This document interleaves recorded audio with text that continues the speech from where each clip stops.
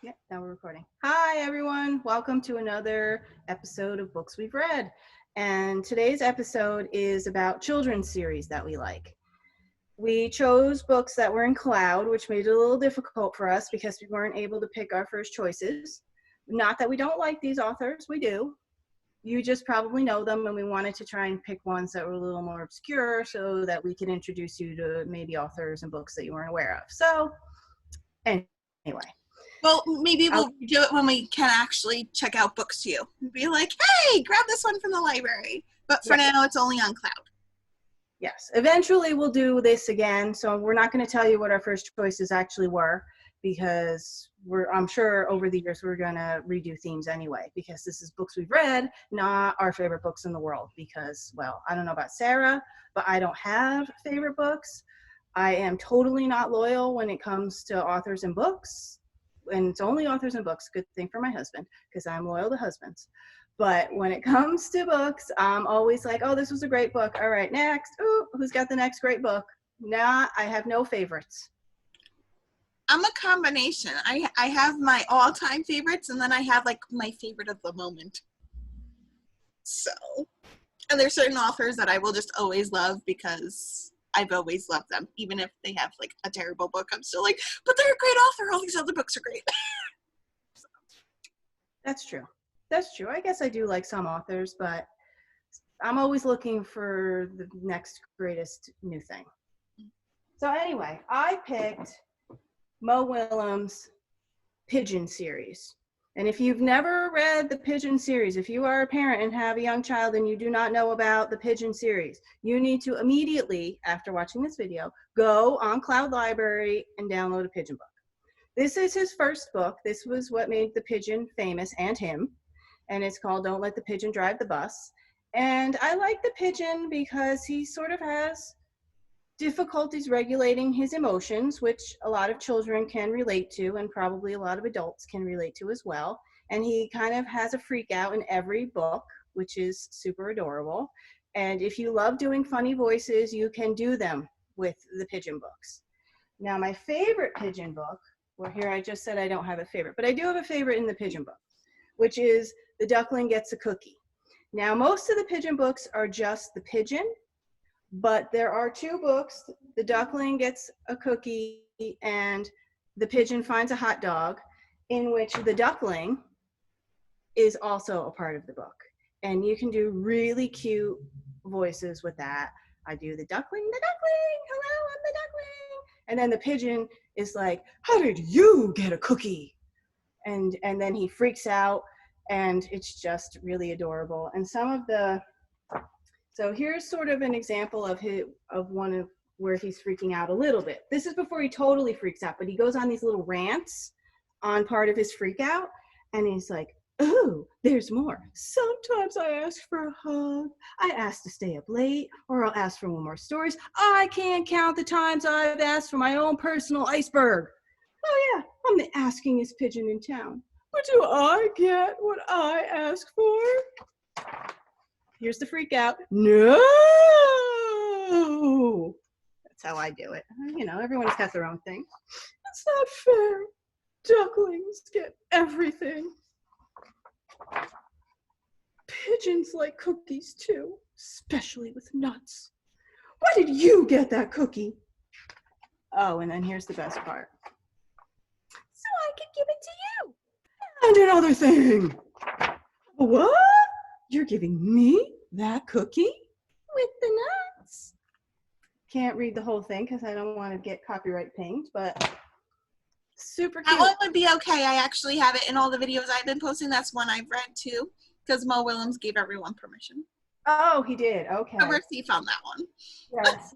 So that one's good. And The Pigeon Finds a Hot Dog is probably my second favorite. I guess I really like the duckling. I guess the two characters playing off of each other I find a little more interesting. And that's my favorite pigeon book. Oh.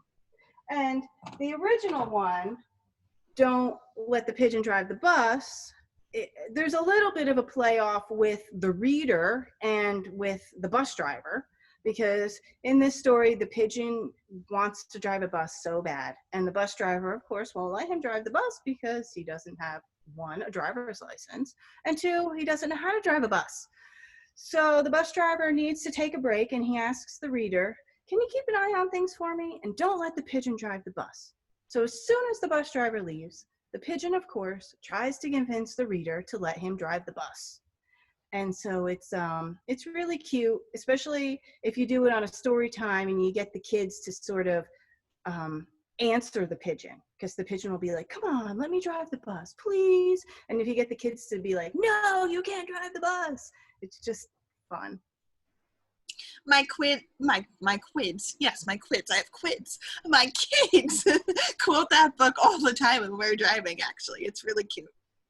So it's a fun one. Mm-hmm. So yeah, and then another pigeon book I brought over is "Don't Let the Pigeon Stay Up Late." The latest pigeon book is "The Pigeon Has to Go to School," but that must be out because we didn't have it here at the library. So somebody must have that out, which is fine. I hope they're enjoying it.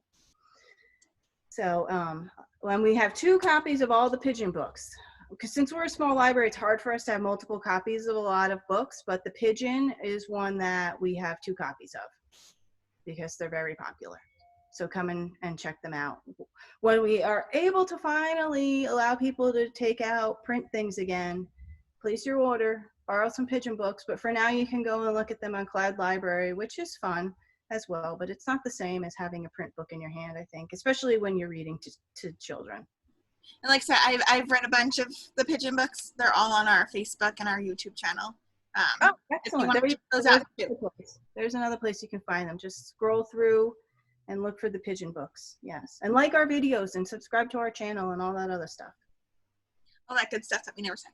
Okay, so the one series I picked, I was trying to think. So if you don't know, I have a 5 and like very, very soon to be 7-year-old. So Fancy Nancy. So this is my own personal Fancy Nancy collection. At home. I probably have more, but they're probably hiding somewhere. But these were the ones I found on one of our bookshelves. So the reason that me and my kids really like Fancy Nancy is it's a really strong female character who goes through all different situations, and she teaches all sorts of vocabulary, but in a really fun way. So you can expand your kids' vocabulary without making it boring and without it being like normal vocab practice. So like this is Splendid Speller, and it talks all about how Nancy has a spelling test, and she's like, "Oh, I'm the best speller," but then she actually gets so nervous that she forgets how to spell one of the words, and she contemplates cheating off of her best friend Bree. So it talks about, not only does it teach you know vocabulary words, it talks about cheating and why cheating is not okay. There's all sorts of ones. This one's Fancy Nancy in the museum, and you get to learn all about different museum exhibits and things you might see in a museum. The Two Loose Tooth talks about losing a tooth and how it's okay to lose a tooth, and it's really not a scary thing. About book reports, this one is about time management. I know I always did it as a student. I still do because I'm still going to school because I just never stop going to school. I'm a little crazy like that.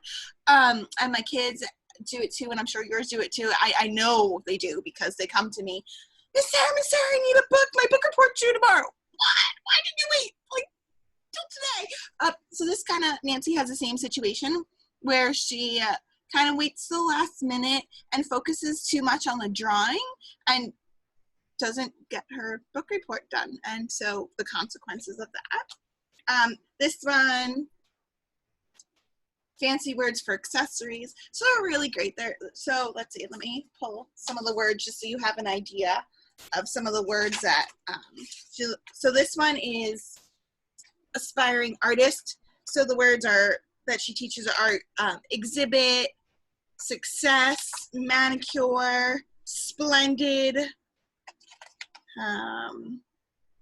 This one teaches about Jackson Pollock, Claude Monet, all sorts of different fish. So inspiration. So they're bigger words that, even though the books are for like kindergarten, first, second grade, they're words that those kids may not necessarily know, but they'll read Fancy Nancy and all of a sudden they're using the word exquisite, and you're like, where did that come from? Oh, Fancy Nancy. So that's kind of why I like that series. And there's a bunch of them on Cloud. And I've read a bunch of them as well for you as reader ones.